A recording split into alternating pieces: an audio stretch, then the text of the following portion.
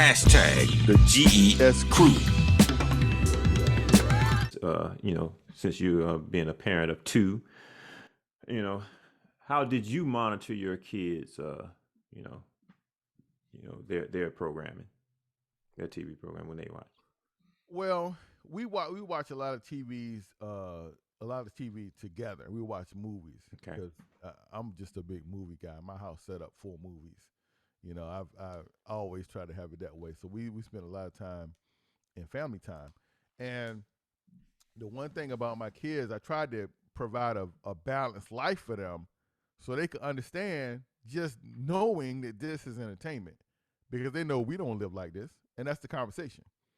I'm like, you understand? Like, they were like, yeah, I know. I mean, they see this just like the horror stuff. Like, I don't watch, my wife she loved that type of stuff with ghosts. I don't want to see none of that. I got to sleep at night. Exactly. Exactly. So, I don't mind suspense, but anything with, ghosts and stuff like that, I don't watch that stuff because it can impact your psyche. But my kids, they just knew from the way that we were raising them that this is entertainment and what we do is real life. The way we interact with people and what we, how we experience life is real life, not what you're seeing on TV. You need to be aware of some of that stuff so you won't be so green, because that's what you got to be careful about when you're raising kids. And I'm going to say, especially in the Black community, if you look at, for example, in Power, the greenness of Raina got her killed. Okay? Because she was think about how she was raised. She was raised in a very structured environment, very protected, always environment. Okay. She just thought she could just say whatever she wanted to say to Ray Ray. You know what I'm saying? And he won't go lay her out. And I'm going to tell you something, man. I'm still impacted by that. I know it's TV. Okay? I know it's TV. I got you. But when Ray Ray shot that baby, man, it messed me up. Yeah. And I was like, Raina, shut up. Shut up. This is what I'm saying. What are you doing? Go back in the building. Be around somebody. Yeah. Yeah. Straight up. Outside in a, her and Ray Ray, dirty cop Ray Ray. Yeah. And he killed her. Yeah, that hurt me too. Yeah. But that's why when, like you said about my kids, they have to know that is a part of the world, and you have to still act accordingly when you're in certain environments. You have to understand your environments. And I think that's the importance of when you're raising kids and you're showing them when they're seeing different things. It's like, okay, this is not our world, but this is a world. And if you find yourself in this world, you need to understand you got to use this to get out of it. Right. Yeah. I think my challenge is different. My son is 11. And it's all different now because programming is right in your hand. You don't have to sit around the TV as a family or even have a TV in the room. Programming is right on his phone. And a lot of times he's watching little things on YouTube. And I'm like, what is this? I've sit and, he watching something, got some little puppet on it, got two pencils stuck up his nose. I'm like, what is this? I mean, it's Effie or Eddie. It's something crazy, but, Oh, Ed and Eddie. Ed and Eddie, yeah. No, that's not, but that's a cartoon. Yeah. This is something, this is something else. Puppets, yeah. It's a puppy got a pencil stuck up his nose or whatever. It's kind of crazy. He finds it entertaining, and you got to watch it because a couple of things I've seen him watch. I've just within the earshot, but these things that are geared for children, you might hear some profanity or something in it or something inappropriate, and that's when I got to shut it down if I hear it. If I'm not around, do I know if he go back to it or not? I'm not sure. He's my son. He got parts of me, and I'm quite sure he probably does. But I explained to him, you know what I mean, the importance of that being entertainment and him limiting taking some of that stuff in. So that's my challenge with, because that YouTube has an infinite amount of programming on it. Infinite. You don't even know the source of it. And then you look at the bottom at the views, and it's amazing. You have thousands of people that get on YouTube and watch people play video games on YouTube. Right. They be all that. Yeah, he does that, and he put that on my big TV, and I have a fit every time I come home. Like, take that off my TV. I'm trying to watch TV. Go do that in your room or something. But that's the challenge, man. With information age and the technical age right now, man, programming is right at your hands, so it's really hard to police. Yeah. Well, for me, the way that I raised my child, I mean, I was fortunate because she was born like in the 90s. And back then we didn't have a lot of, YouTube and stuff like that. But I raised her on like Barney, on learning shows, Barney, Reading Rainbows and stuff like that. And then I introduced her to the Disney. I used to buy all these Disney films, like Bambi, this, that. So she really got into it. Her attention was really into Disney. I took her to Disney World when she was like 3, 5, 7, and I try to put a fantasy world into her because, the mind, I just want to open her mind up to a lot of different things other than, like they have today, so much violence, and what Rose says, I love what he said, that you could pick things from different things, like subliminal messages and stuff like that, and you could stick them in your head. And then what Rose said, I'm sorry, and what Big said that he had to watch a film. I mean, I watch a film hundreds of times and swore I missed certain parts of it. Yeah. I mean, I watched so many movies, and like The Godfather, I must have watched it at least 1,000 times. And every time I watch it, there was something that I always missed. Right. And I can't All believe the time. I just can't. And Scarface too, bro. Scarface. Oh yeah. All the movies that I love, that I've watched 1,000 times or more. I swear I always miss something. So it's just like that. You never catch everything because the mind really, you think you saw the whole movie, but the mind span only goes to a certain amount. That's why it takes a long time before you can really see a whole movie. And I just love that type of movies. And another one of my favorite musical was Mary Poppins. My mother took me there when I was young. Yeah. And I used to love Mary Poppins. Dick Van Dyke. I took my daughter to the new Mary Poppins. She was 25 years old. We still went together. Right. That's what's up. And we saw a 96-year-old Dick Van Dyke still dancing. So it's just makes me like, I couldn't believe it.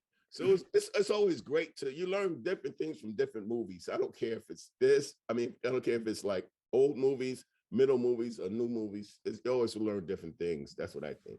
Okay. Admittedly, I like Grease when that came out because of course it's just Olivia Newton, of course, but as a young kid, a young teenager, but just the just the choreography, just the style that they had, just that old kind of hipster look, like it just gave you a sense of just nostalgia, even at that young age, So, yes, I admit that. But hey, that's what it's all about. I mean, this is the thing. I think the world needs to allow people to be who they are. I'm not ashamed of what I like. Mm-hmm. I like it's what has shaped me. It's like Tom and Jerry and the Little Rascals. I love them too. And the Road Runner and all that stuff shaped me. Leave It to Beaver shaped me too. Yeah. But in my mind, the imagery is like where and this is growing up. What people don't realize that are not of a non-white community is where's my Leave It to Beaver? You know what I'm saying? I watched Leave It to Beaver, and don't get me wrong, I can relate to that. But during that period, there was no representation. All I had that represented me was buckwheat and stymie. Talk about it. No doubt. You know what I'm Talk saying? I about give you it. that one. So Yeah. now, granted, you know, these are the things we just have to be aware of. These are the conversations that we have to have, and we have to be able to explain to our kids. Now there is more diversity.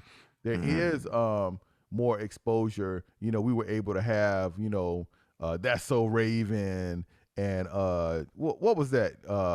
Nick Cannon, early one, Jet Jones or something like that. Yeah.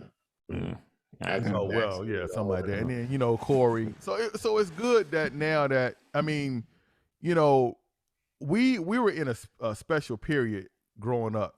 We saw the explosion of all these channels, because now in TV or content world, you've got all these channels on TV, and now you've got these platforms like we're on right now. We're on YouTube. YouTube has become a huge source of edutainment. You know, the source of YouTube is education and entertainment, and in some places you get both. You know, our show, you know, sometimes could be considered a edutainment situation, but it's good to have representation. And this is the thing about, about being on YouTube or being on a platform that creates content. The people find you and they determine what they want to see, as opposed to, you know, something being given to you and it wears you down to, you're like, okay, yeah, you know, I like this, you know. But that's where we are. I think it's a really powerful time. And speaking of imagery, y'all, I'm just growing it out, you know, Gotcha. I'm growing it out. That's why it's looking a little rough, but you know. Yeah, to piggyback off of what Big said, you know, it really, early on, we really didn't have anything in between, you know, as far as programming that reflected our community. You know, you had one extreme, which was Good Times, which was a, you know, low income family in the projects, trying to do anything they could to get to the next level, or just be in an area where they were financially independent. You know, I mean, the imagery with the complete family and the struggle, but still it was at an extreme. Then it goes to another extreme with the Cosby Show, with a straight Black upper class family, 2 professional parents, 5 children. You know what I mean? You got a mother who's a lawyer, a father who's a doctor, and you know, you growing. And it tried to show teenagers, you know, going through different things or whatever, but that still wasn't a direct reflection of our community. You know, with Leave It to Beaver, they were middle class. Father worked, mother stayed home, you know, stuff like that. Andy Griffin, stuff like that. You know what I'm saying? Single dad. That showed a single dad. You know what I mean? People don't even pay attention to that aspect of it. We never saw Opie's mother. They really didn't They really didn't speak of Opie's mother. It was Andy Griffith, his mother, and Opie. Right. You know, that's how it was. You know what I mean? And Aunt B. Aunt B, my bad. So Aunt B is his aunt. So, you know, it was just wild that they never really had a show that really was a direct reflection of how we grew up. You know, our section. You know what I mean? I think of one that kind of showed in between of what you were saying, between the lower income and then going up to the Cosby Shows with 2 doctors, was Family Matters with Urkel. The father was a cop. The mother was I mean, I love that show. You know, it showed more stability as far as not middle class, but lower middle class is concerned. You know what I mean? Right. And I watched it all the time. And Urkel was a fool, but I still had that family feeling of mentality when I see that family. And the grandmother was still alive. I forgot about that one. Yeah. And that was one of the shows that was like in between of both shows. You know what I'm saying? Stated, and I loved all of them. I love Black entertainment, period. Because to me, if they ever get a chance, like those people have, you'll see more actors. But you know, Hollywood is very tight, and it's very hard to get into it.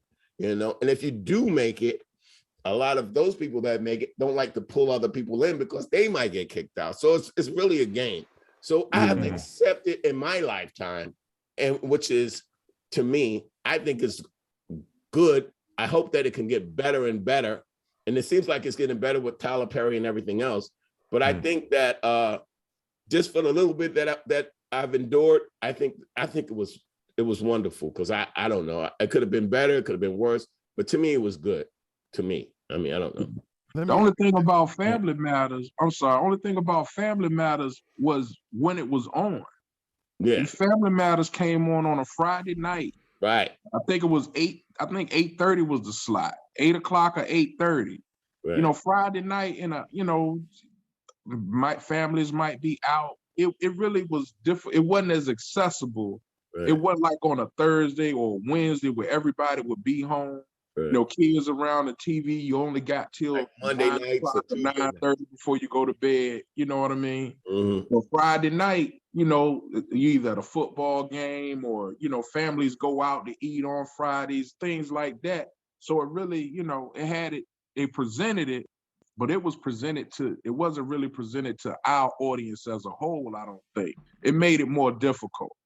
But they did that. They did that type of stuff, because I remember they used to move a lot of timelines for different Black performances and stuff, like Black sitcoms and stuff. They used to move to a Friday or a Thursday night. I think Thursday, Monday, and Tuesday were like the best night for sitcom entertainment. Mm-hmm. And then on a Friday or a Saturday, of course, nobody is around. Nobody's watching. Right. Right. Yeah. I'm gonna tell you something. One thing that was really powerful to me about the Cosby Show was the imagery, and it gave people something to reach for. Mm-hmm. Now we didn't know, but it was setting the stage for a different world, because you got these two professional parents with these kids. But this is what was so powerful about it. For me, it was one of the only shows where I had seen the full family dynamic, because they incorporated the grandparents. The grandparents added another layer to the show. And see, some people, I know people that didn't have their grandparents. And, when we started doing our show, we talked about the impact of our grandparents, how it affected us. So that's a very important part, because you remember when they had that big scene when they were doing the Ray Charles song and they were performing it. They were performing it for the grandparents. Yeah. Right. For their anniversary. For their anniversary, right. Showing them that, hey, they appreciated them for them being the ones that came before them and displaying another, appreciation for the music that they grew up on themselves as their grandparents, being able to give them a tribute to their generation. So yes, we never saw that type of dynamic growing, with the programming, that other program that we maybe grew up on as youngsters, as opposed to when we got into our teenage years and started seeing a little bit more. And see, for me, the power in that was what was giving people something to reach for, because the complaint was, well, this ain't, regular Black families. Well, why do we always need to see that? We need to have something to reach for. You know what I'm saying? So, I mean, the Cosby Show gave us that, and it's still giving. All right. Thanks again for watching our show. If you like this week's episode, check out these here. And don't forget to like, subscribe, and comment. And hit that bell notification, because that bell notification lets you know when there's an up and coming episode. So until then,